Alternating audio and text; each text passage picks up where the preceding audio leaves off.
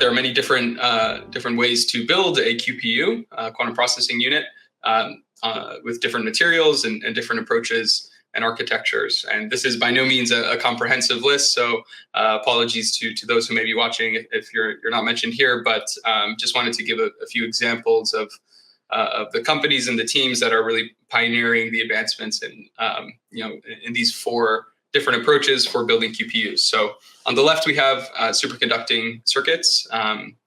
These are essentially artificial atoms and quantum systems on a chip. These are cryo-cooled, so they need to operate at super low temperatures. And you've probably seen the fancy and cool-looking chandelier structures that surround the chip, and that's really providing the control and the temperature to operate these chips.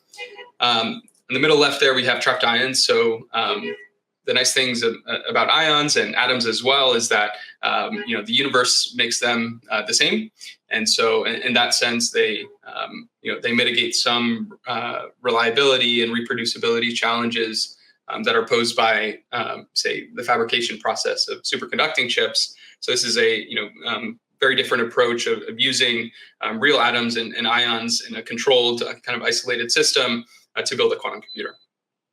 Finally, on the right, we have photonic quantum computing, which is, again, a very different approach to building QPUs.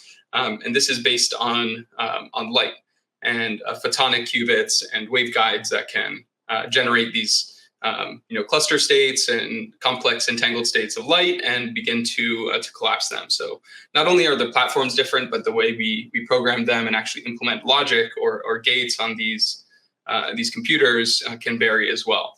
So when we think about a quantum data center, a great question to ask is, which of these platforms will play a primary role in the data center?